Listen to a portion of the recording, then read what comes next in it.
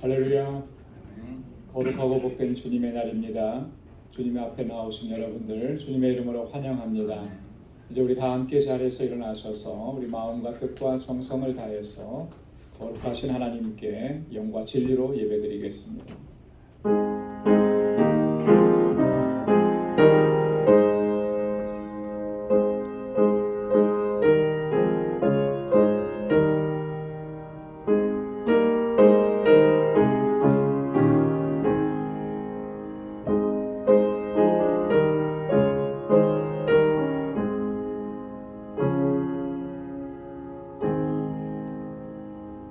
하나님이여, 우리가 주께 감사하고 감사함은 주의 이름이 가까움이라.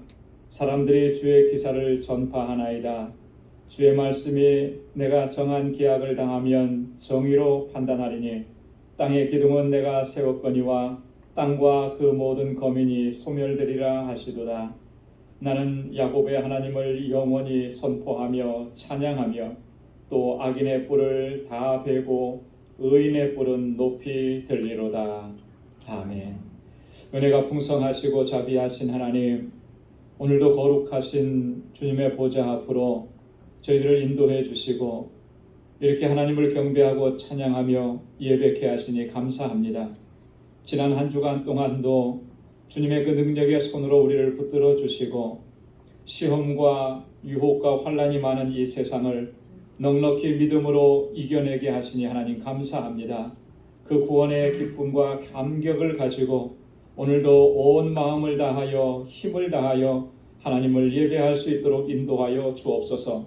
우리의 허물과 죄악들을 주님의 십자가 보혈로 깨끗하게 씻어주시고 정결하게 하옵시고 하나님께서 받으시기에 합당한 예배를 주님 앞에 올려드리는 이 시간 되도록 성령께서 주장하여 주옵소서. 우리의 예배를 받아 주옵소서. 주님의 은혜와 평강으로 덧입혀 주옵소서. 이 예수님의 이름으로 기원하옵나이다. 아멘.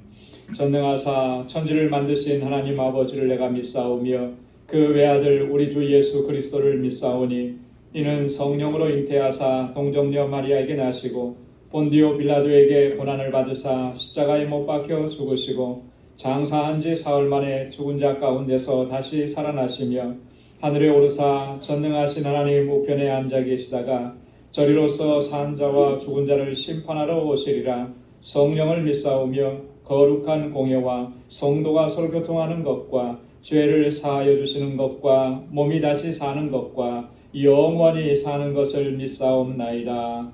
아멘. 자리에 앉으시기 바랍니다. 찬양으로 하나님께 영광 돌리겠습니다.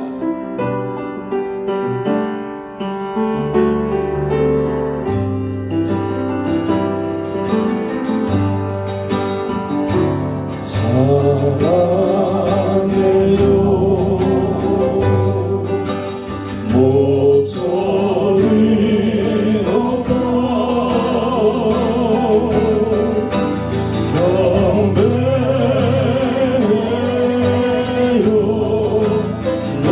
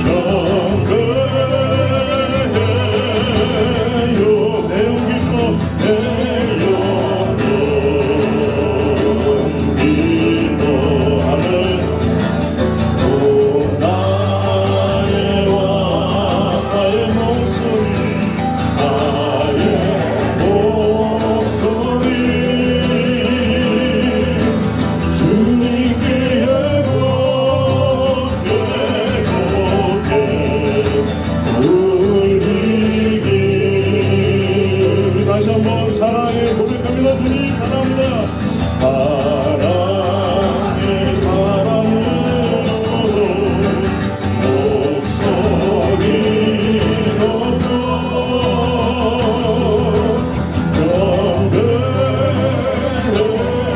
경배해요 내 영혼 이번에는 오 나의 왕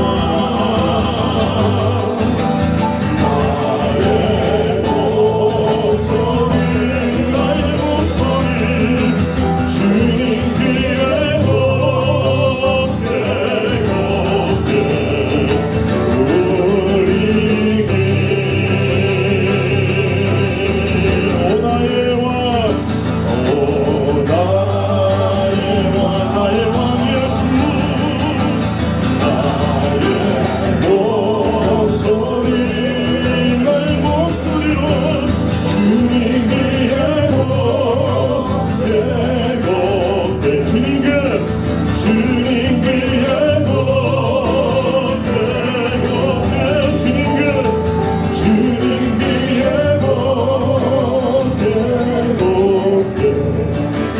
울리니 내 영혼의 그 내 영혼의 그 기쁨에서 맑은 바람이 울려나네 하늘 곡조가 언제나 흘러나와 내 영혼을 보리사에 아멘 평화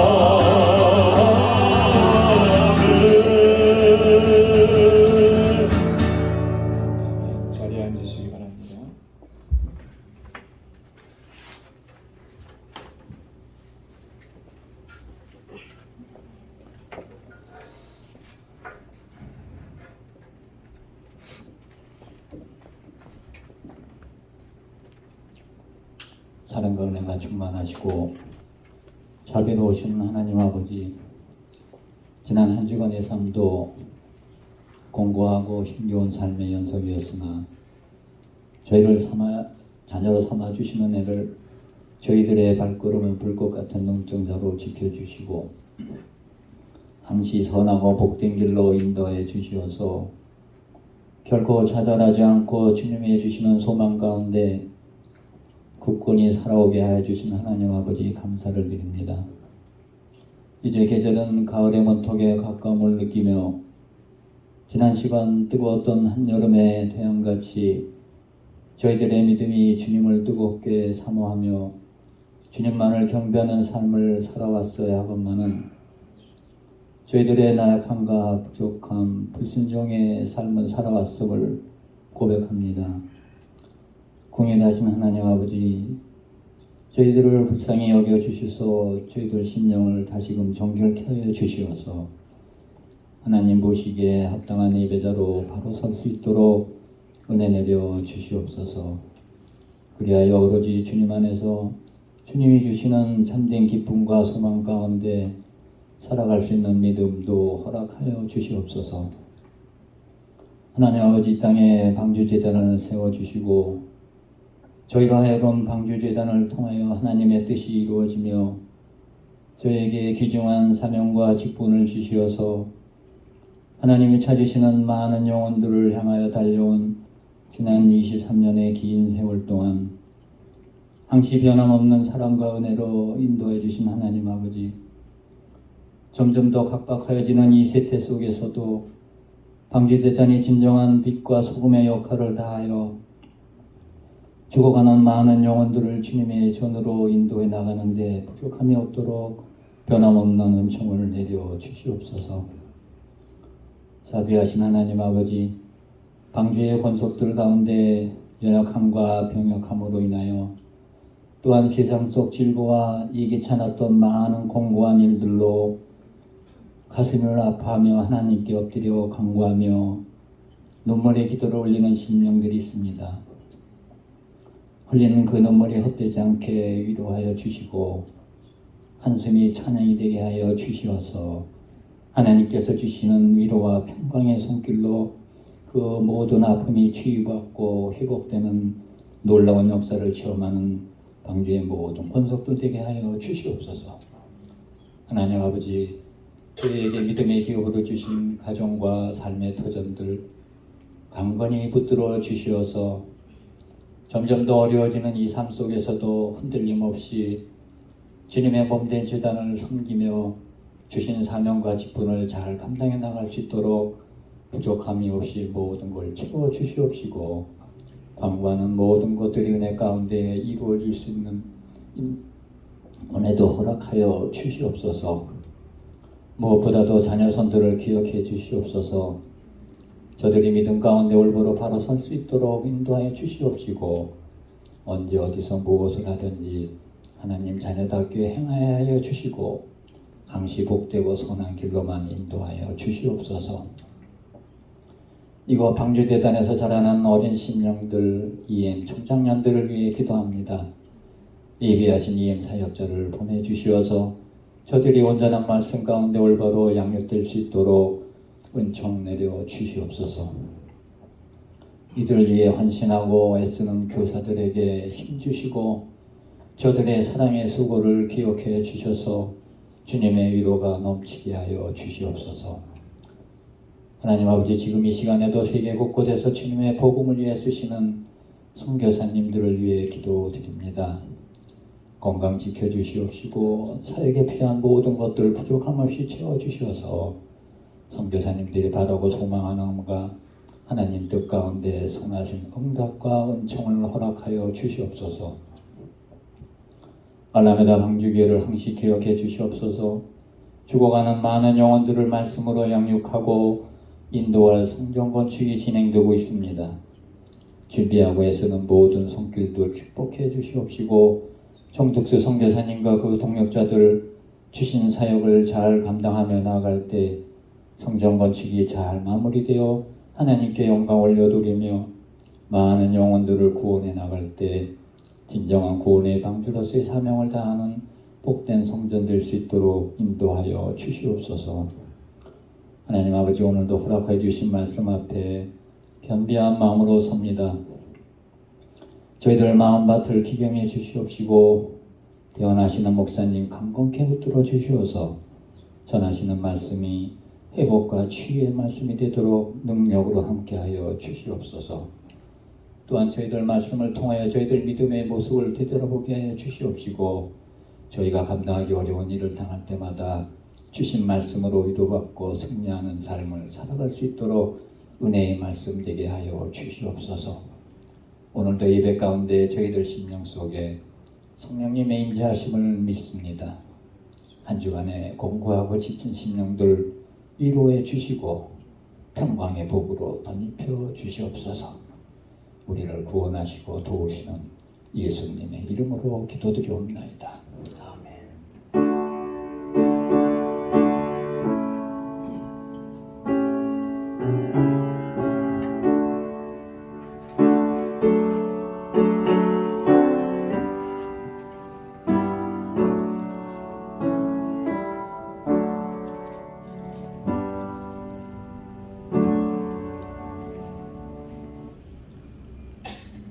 오늘 이 시간 우리에게 주시는 하나님의 말씀 시편 제73편 22절에서 28절까지 말씀입니다.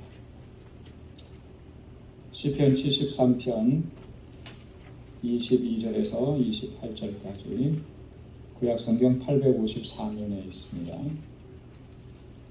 제가 말씀을 봉독하겠습니다. 내가 이같이 우매무제하니 주의 앞에 짐승이 오나 내가 항상 주와 함께하니 주께서 내 오른손을 붙드셨나이다. 주의 교훈으로 나를 인도하시고 후에는 영광으로 나를 영접하시리니 하늘에서는 주 외에 누가 내게 있으리요 땅에서는 주밖에 나의 사모할 자 없나이다. 내 육체와 마음은 쇠잔하나 하나님은 내 마음의 반석이시요 영원한 분길이시라. 대저 주를 멀리하는 자는 망하리니 음녀같이 주를 떠난 자를 주께서 다 멸하셨나이다. 하나님께 가까이함이 내게 복이라. 내가 주 여호와를 나의 피난처로 삼아 주의 모든 행사를 전파하리이다. 아멘. 할렐루야. 할렐루야.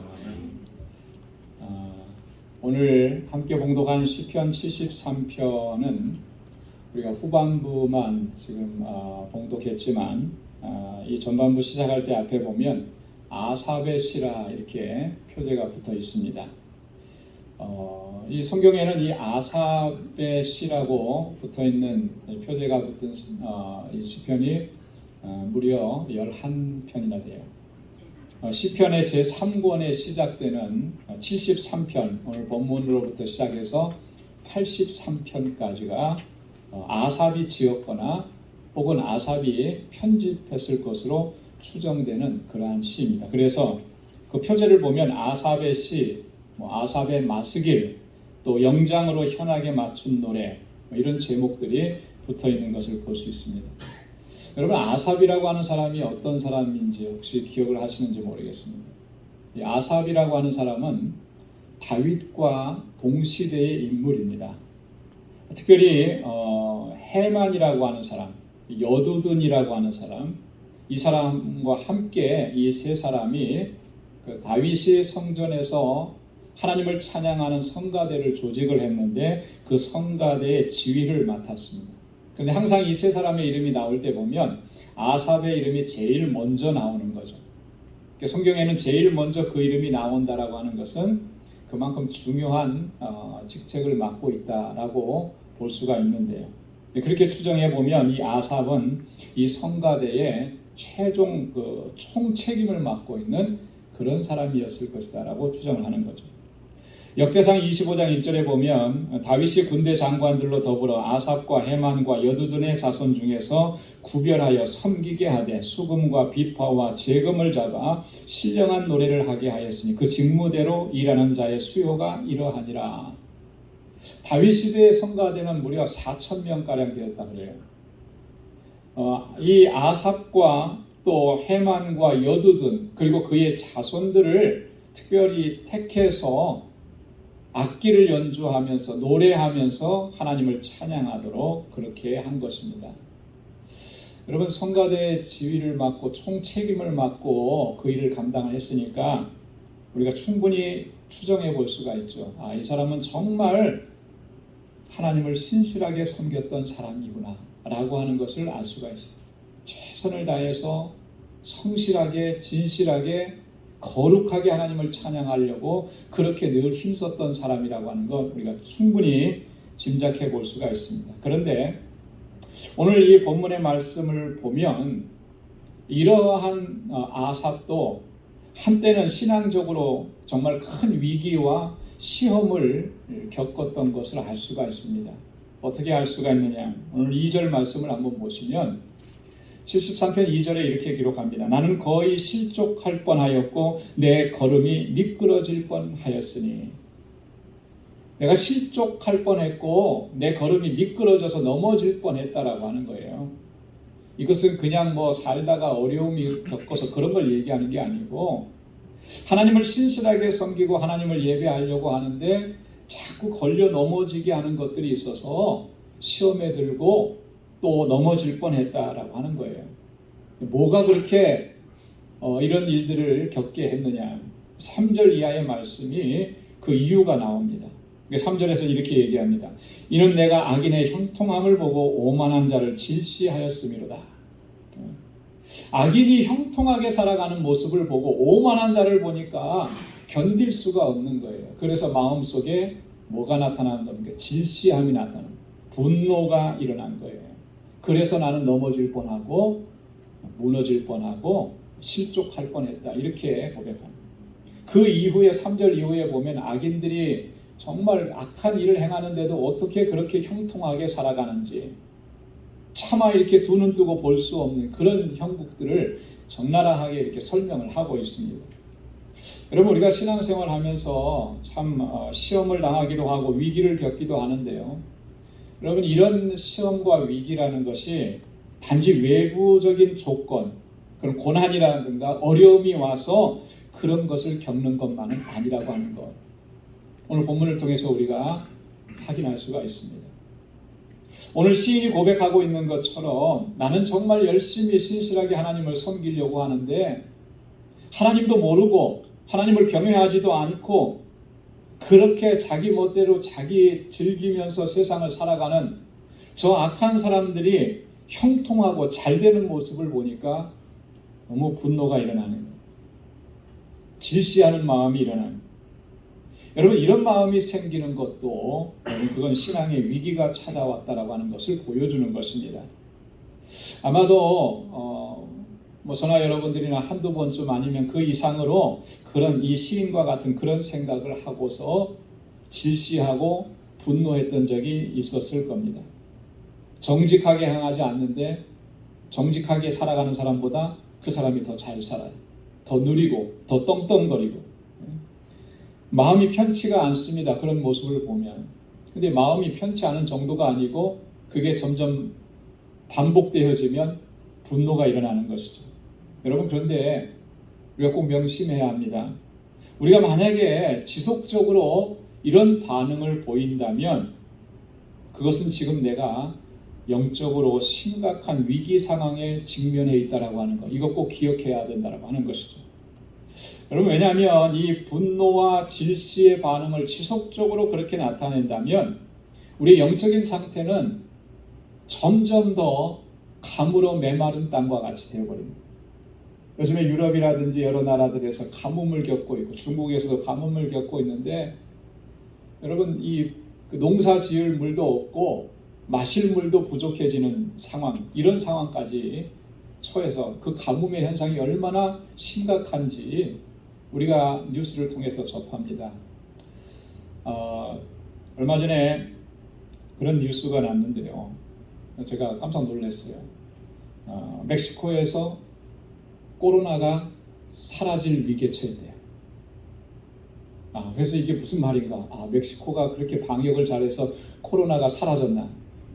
그랬더니 그게 아니고 멕시코를 대표하는 맥주가 코로나예요. 그죠? 한 번쯤 마셔본 분들은 끄떡끄떡 하실 수 있어요. 코로나인데 이게 더 이상 생산을 하지 못하도록 정부가 그것을 규제한다는 거예요. 왜? 가뭄 때문에 물이 없으니까, 마실 물 부족하니까 그 생산량을 줄여달라 이렇게 얘기했다는 거예요. 제가 그 모습을 보면서 나중에 그 뒷부분을 뉴스를 들으면서 참 뭐라 그럴까요? 좀 헛웃음이 나오더라고요. 정말 코로나가 사라져 버렸으면 좋겠는데 그 정도로 가뭄이 심각한 거죠. 얼마나 피폐해지는 것이겠습니까? 당장에 먹고 살 그런 음식도, 농작물도 재배할 수 없는 그런 상황이 되는데 영적으로 우리가 그렇게 될 수밖에 없다는 거예요. 악인의 형통함을 보면서 그것으로 인해서 분노하고 질시하는 마음을 지속적으로 우리가 갖게 되면 우리의 영적인 상태는 그만큼 피폐해져 간다라고 하는 것이죠. 그래서 다윗은요, 시편 37편 7절로 8절에서 우리에게 이렇게 권고했습니다. 여호와 앞에 잠잠하고 참아 기다리라. 자기 길이 형통하며 악한 꾀를 이루는 자를 인하여 불평하여 말지어다. 분을 그치고 노를 버리라. 불평하여 말라. 행하게 치우칠 뿐이라. 여러분, 다윗이 권면하고 권고하는 이 말씀을 우리는 정말 귀 기울여 듣고 우리 가슴에 새겨야 됩니다.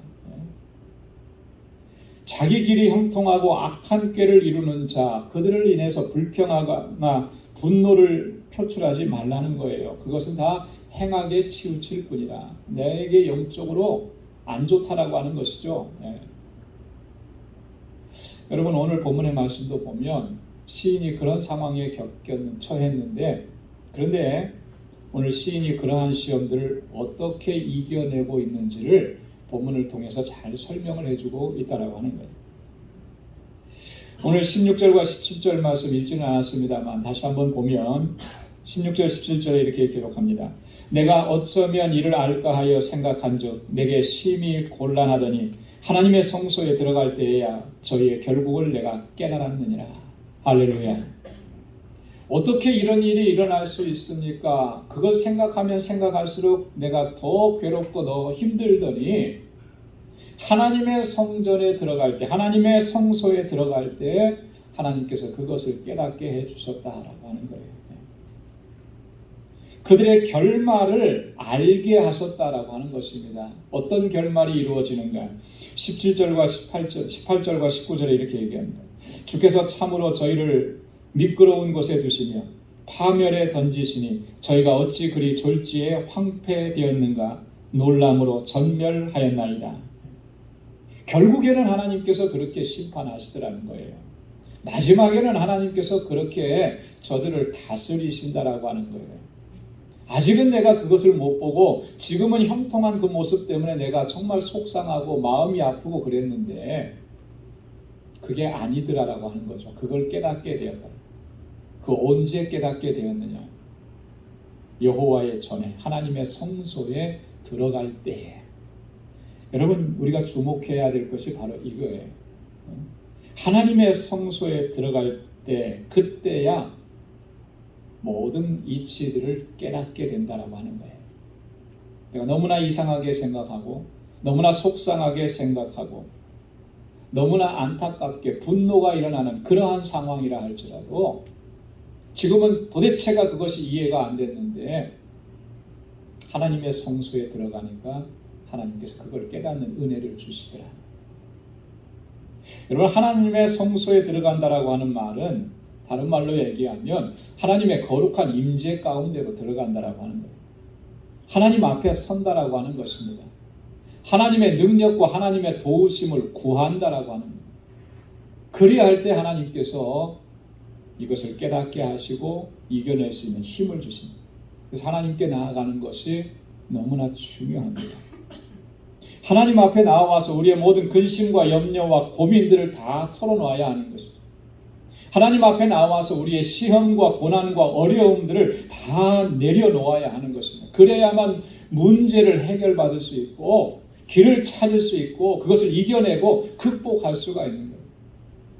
사람에 기대어서 사람의 도움을 구하면서 내가 지금까지 경험해왔던 이런 내 생각과 방식으로 이 어려움과 시험과 고난들을 이겨낼 수 있느냐면 결코 그럴 수가 없는 거예요.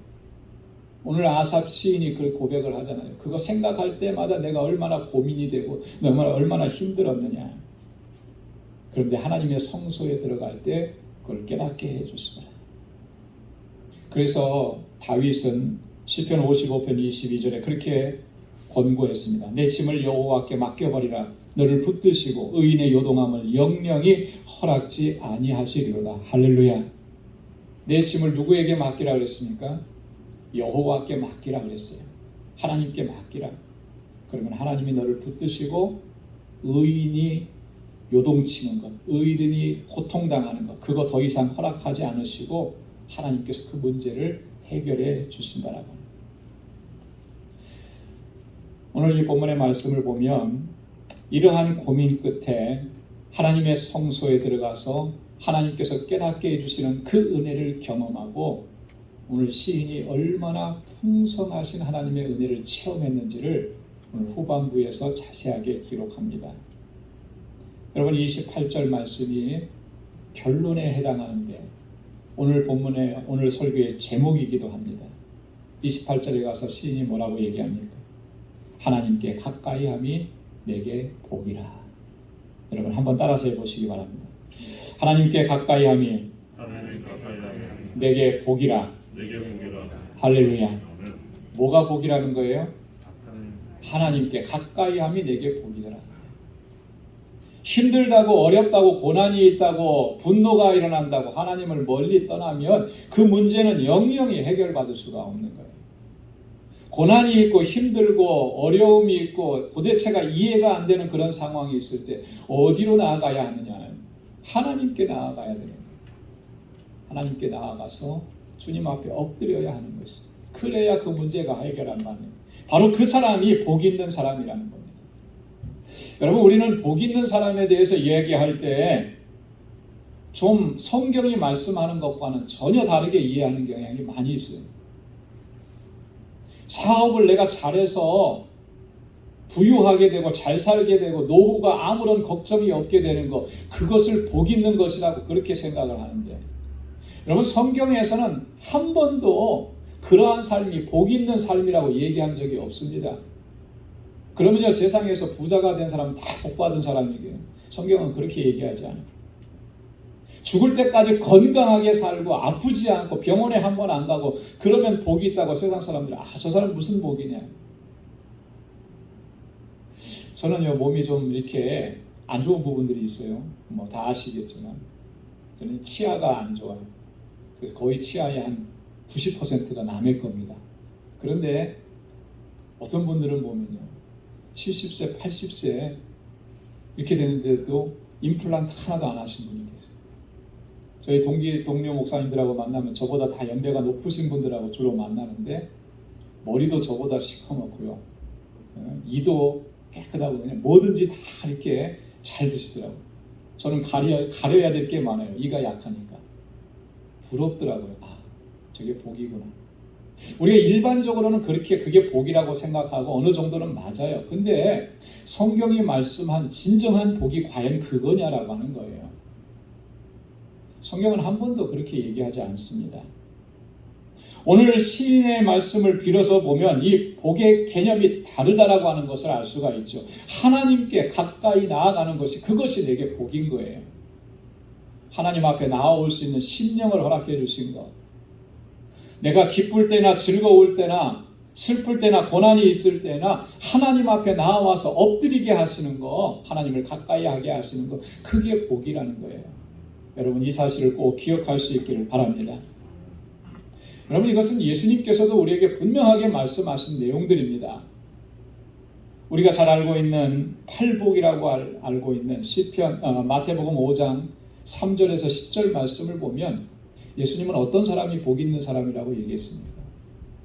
심령이 가난한 자, 애통하는 자, 온유한 자, 의에 줄이고 목마른 자, 긍휼히 여기는 자, 마음이 청결한 자, 화평케 하는 자, 의를 위하여 핍박을 받는 자, 이런 사람이 복 있는 자라고 그랬어요.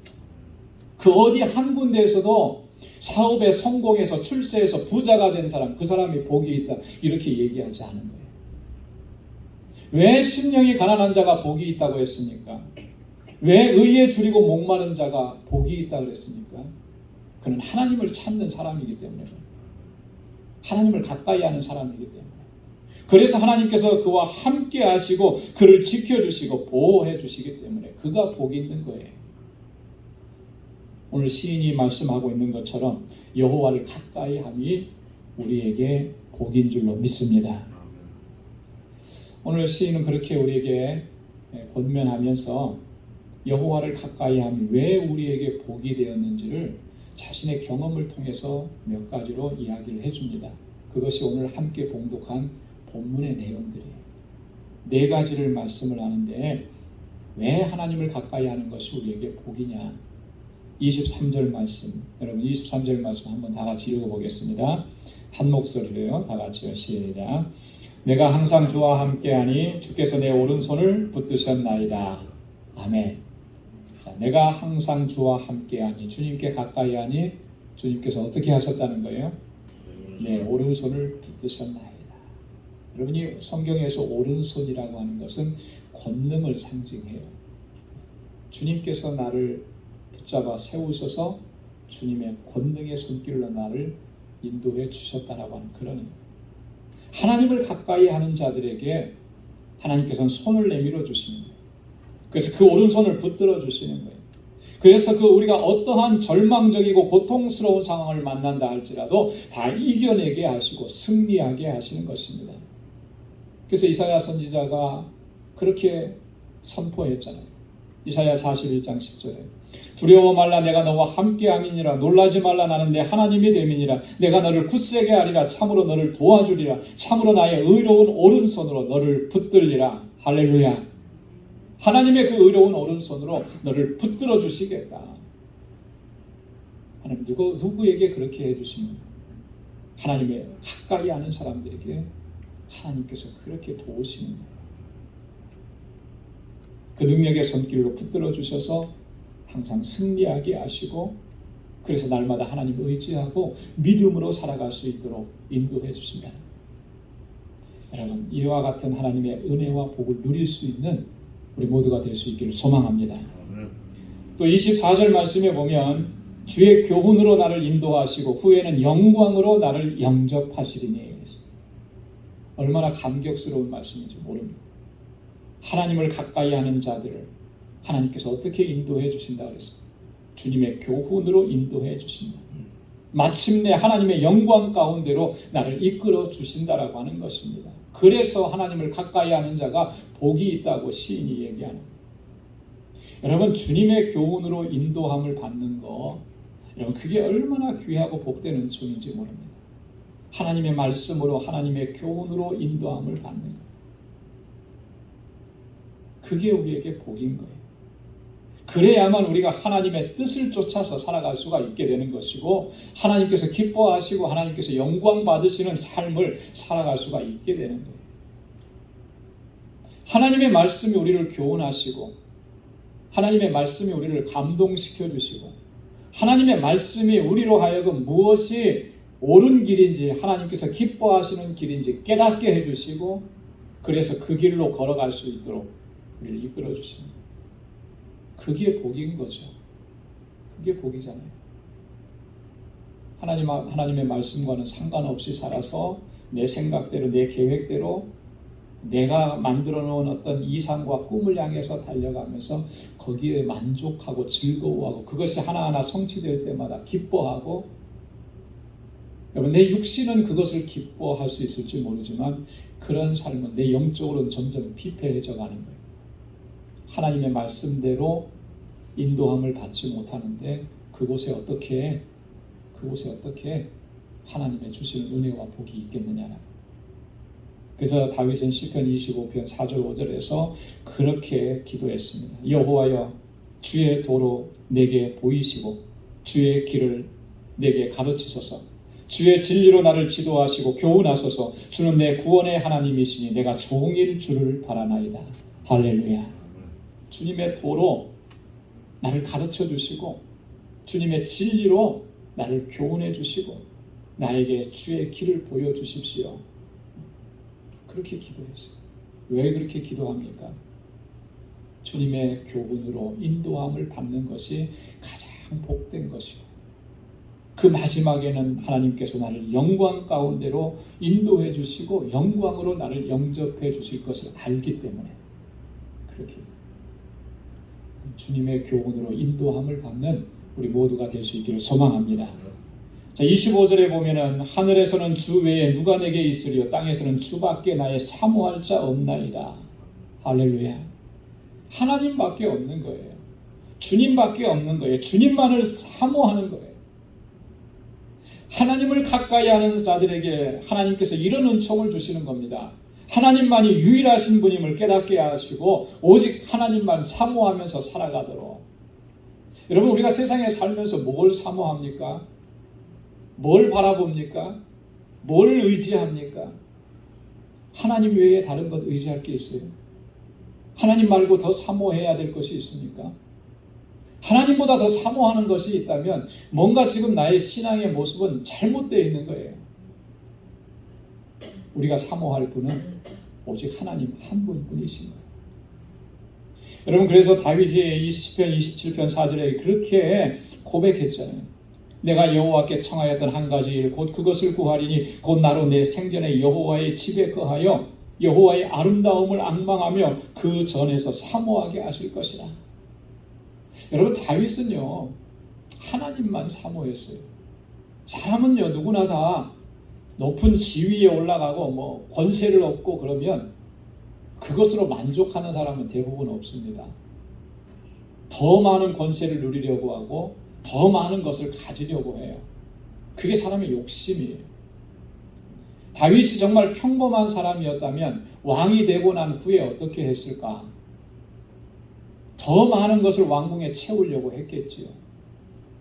내 후손들에게 더 많은 것을 물려주려고 했겠지요. 그러니까 다윗은 거기에 마음을 두지 않은 거예요. 오직 하나님만을 사모하고 하나님의 아름다움만을 안모하고, 그래서 내가 여호와의 전에 여호와의 집에 거해서 하나님을 앙모하는 것, 주님을 사모하는 것, 이게 가장 귀하다라고 하는 것을 깨달은 거예요. 그래서 그렇게 하나님을 사모해요. 이렇게 하나님을 사모할 수 있는 것, 그게 복인 거예요. 여호와를 가까이 하는 자에게 하나님께서 그러한 복을 주시는 줄로 믿습니다. 마지막으로 26절에 네 번째 이렇게 얘기합니다. 내 육체와 마음은 쇠잔하나 하나님은 내 마음의 반석이시오 영원한 분기이시라. 할렐루야. 내 삶은 변한 것이 없습니다.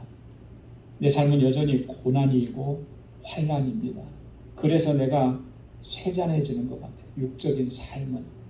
그런데 영적인 삶은 어떠냐는 거예요. 하나님이 나의 반석이 되시고 하나님이 나의 영원한 분깃이 되어주시나요. 이 분깃이라고 하는 게 뭐예요? 유업이라는 거잖아요. 상속이라고 하는 거잖아요. 하나님이 나의 상속자가 되어주시나요. 하나님에게 속한 모든 것들이 내 것이 되게 하시고 그것을 누리게 하신다라고 하는 이런 고백입니다. 이게 그냥 나온 고백이겠습니까? 이론적인 고백이겠어요? 실제적인 고백이고, 오늘 시인이 그것을 실제로 누리고 있다라고 하는 거예요. 소망은 하나님께만 있고 하나님은 나의 영원한 반석이신 것, 그것을 늘 경험하고 체험하고 살아갈 수 있게 하시고, 그 은혜가 누구에게 임하느냐? 하나님을 가까이 하는 자에게 임하는 것입니다. 사랑하는 성도 여러분, 오늘 시인이 고백하고 있는 것처럼 하나님을 가까이 함이 우리에게 복인 것을 항상 기억할 수 있길 바랍니다. 그래서 매일매일 날마다 하나님의 임재 안에서 살아가기를 힘쓰고 하나님의 성소에 들어갈 때 주시는 그 하나님의 은혜를 늘 사모하면서 주님께 더 가까이 나아가는 우리 모두가 될 수 있기를 주님의 이름으로 축원합니다. 기도하겠습니다. 은혜가 풍성하신 아버지, 자비하신 하나님, 참 고맙고 감사합니다. 오늘도 아버지 하나님 주의 귀한 말씀으로 우리의 영적 실존을 바로 볼 수 있도록 도와주시고, 아버지 하나님 온전히 하나님을 사모하고 주님을 소망하며 믿음으로 살아가기로 결단할 수 있도록 은혜 주시니 감사합니다. 여러분, 이 하나님 세상의 것에 우리의 마음을 빼앗기지 않게 하시고 세상의 것을 소망의 가슴에 담아두지 않도록 인도해 주시고, 오직 나의 소망은 여호와 하나님 한 분뿐이시고 하나님을 가까이 하는 것이 내게 복이라고 고백한 이 시인의 고백이 우리의 고백이 될 수 있도록 우리 인도하여 주옵소서. 주님의 이르는 그날까지 오직 주님 의지하고 주의 주시는 은혜 가운데 믿음으로 승리하며 살아가는 우리 방주의 모든 권속들이 다 되게 하여 주옵소서. 감사하며 예수님의 이름으로 기도드리옵나이다. 아멘. 우리 찬송 492장 부르시면서 준비하신 예물을 하나님께 드리겠습니다.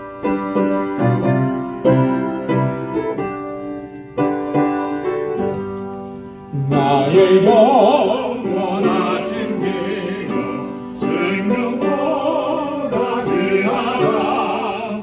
나의 갈 길 다가도록 나와 동행 하소서. 주께로 가까이 주께로 가오니 나의 갈 길 다가도록 나와 동행하소서. 세상 공의 안일함과 모든 명예 버리고 험한 길을 가는 동안 나와 동행하소서. 주께로 가까이 주께로 가오니 나의 갈 길 다가도록 나와 동행하소서. 어두운 골짝 지나가며 험한 바다 건너서 선국문에 이르도록 나와 동행하소서. 주께로 가까이 주께로 가오니 나의 갈 길 다가도록 나와 동행하소서.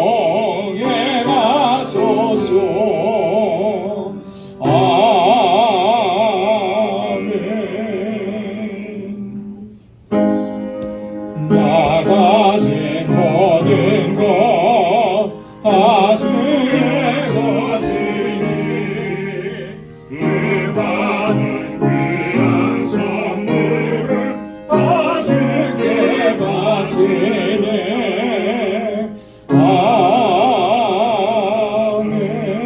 아멘. 은혜가 풍성하신 아버지 하나님, 오늘도 허락해 주신 거룩하고 복된 이 날을 이렇게 주님을 경배하고 찬양하고 예배케 하심을 감사합니다. 우리의 모든 것이 하나님의 은혜고 주님의 크신 사랑인 것을 이 시간도 깨닫게 해주셔서 감사합니다. 하나님의 그 은혜를 기억하며 주님 우리에게 허락해 주신 물질을 구별하여서 아버지 앞에 감사의 예물로 올려드립니다. 하나님 늘 감사하며 기뻐하며 주님을 찬양하고 주님의 이름을 높이며 살아가는 저희들 되게 하여 주옵소서. 오늘 시인이 우리에게 권고하고 있는 이 말씀처럼 날마다 하나님께 더 가까이 나아갈 수 있게 하시고 하나님의 임재 안에 거하게 하여 주옵소서. 거룩한 주님의 임재 안에서 오직 여호와 하나님만을 사모하고 주님만을 앙망하는 저희들이 되게 하여 주옵소서. 그래야 해서 고난과 역경과 환난이 있을지라도 결코 좌절하지 않게 하시고 주님의 주시는 소망 안에서 믿음으로 승리하는 삶을 살게 하시고 늘 감사하며 살아갈 수 있도록 은혜 베풀어 주옵소서. 11주의 예물을 주님께 드리며 하나님 주님 앞에 다시금 결단합니다. 나의 주인 되시고 나의 구원자 되시고 나의 주관자 되신 하나님의 뜻에 온전한 순종으로 나아갈 수 있도록 저희를 이끌어 주옵소서. 선교의 예물을 주님 앞에 올려드리며 세계 곳곳에서 주의 복음을 증거하는 주의 종들을 위해서 하나님 함께 기도합니다. 아버지 하나님 사랑하는 주의 종들의 사역과 삶을 주장해 주시고 주님의 은혜로 늘 함께하여 주셔서 날마다 매일매일이 정말 성령의 역사하심을 경험하는 삶이 되게 하시고 그 땅에 죽어가는 영혼들을 주님 앞으로 인도하여 살리는 이 귀한 생명의 역사가 날마다 풍성하게 일어나도록 역사하여 주옵소서. 건축 예물을 주님 앞에 구별하여 드리며 주님의 몸된 교회를 위해서 눈물로 기도하고 땀 흘려 수고하고 애쓰고 헌신하는 주의 종들을 기억해 주옵소서. 하나님께서 세우신 뜻을 온전하게 이루어갈 수 있는 우리 방주교회 믿음의 공동체, 사랑의 공동체가 되게 하여 주옵소서. 아버지 하나님, 주님께서 주신 은혜를 나에게서만 머물러 있지 않게 하시고 이제는 나를 통로로 하여서 하나님 주님께서 쓰시고자 하시는 곳을 향하여 주의 사랑을 전하며 나아가는 저희들 되게 하여 주옵소서.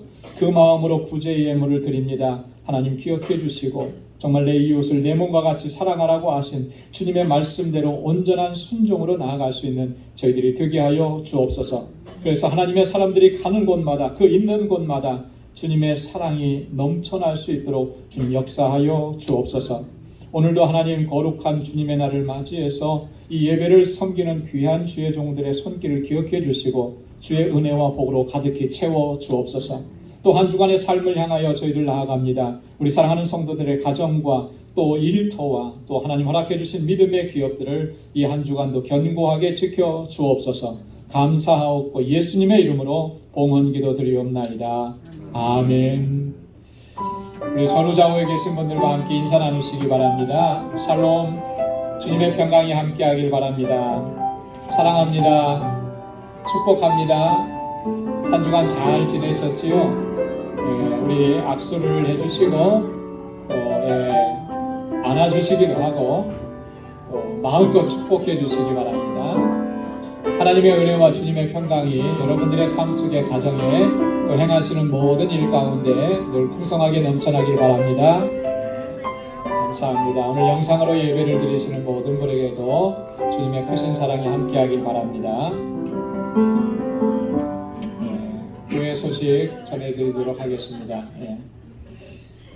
매월 마지막 주일은 아시다시피 구역예배로 드립니다. 우리 모두 구역예배에 다 참여하시길 바랍니다.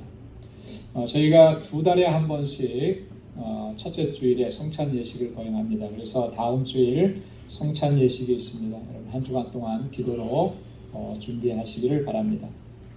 우리 윤순옥 집사님 지난 목요일에 부갑상선 수술을 받으셨고 제가 전체 광고에는 어제 정도 퇴원하실 수 있다 그랬는데 아직 퇴원은 못 하셨습니다.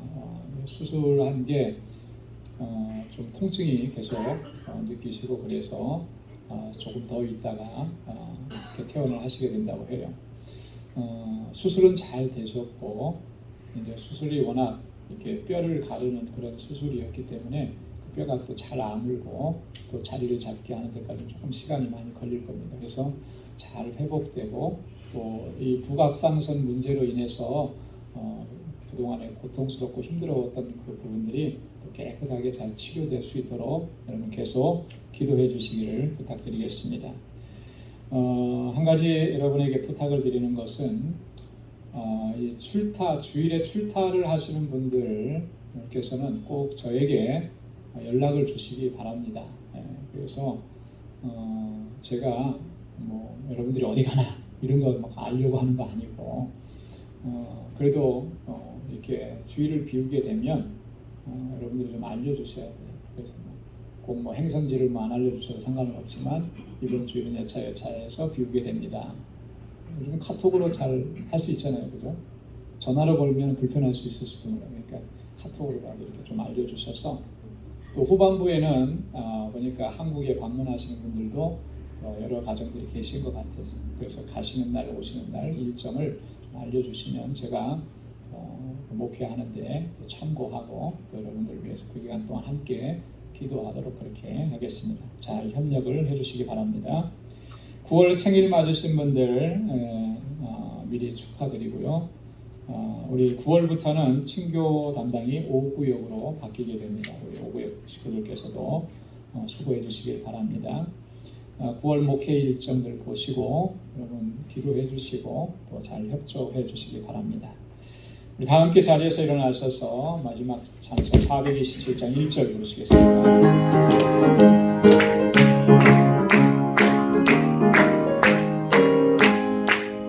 내가 매일 기쁘게 순례의 길 행하면 주의 발이 나를 안보하리요. 주의 큰 복을 받는 참된 비결은 주의 영이 함께하리라. 성령이 계시네 할렐루야 함께하시네. 좋은 길을 걸으며 감락 기뻐하는 것 주의 영이 함께하리라. 이제는 우리 주 예수 그리스도의 무한하신 은혜와 하나님 아버지의 크고 놀라우신 사랑과 성령의 위로 교통 충만하심의 역사가 날마다 하나님께로 가까이 나가 더 가까이 나가 매일매일의 삶이 하나님의 임재 가운데 주님을 앙망하며 주님을 소망하며 그렇게 믿음으로 살아가기로 결단하는 우리 방주의 모든 믿음의 권속들과 또 저들의 가정과 직장, 생업의 터전과 학업 위에 이제로부터 영원까지 함께 하시기를 간절히 축원하옵나이다. 아멘.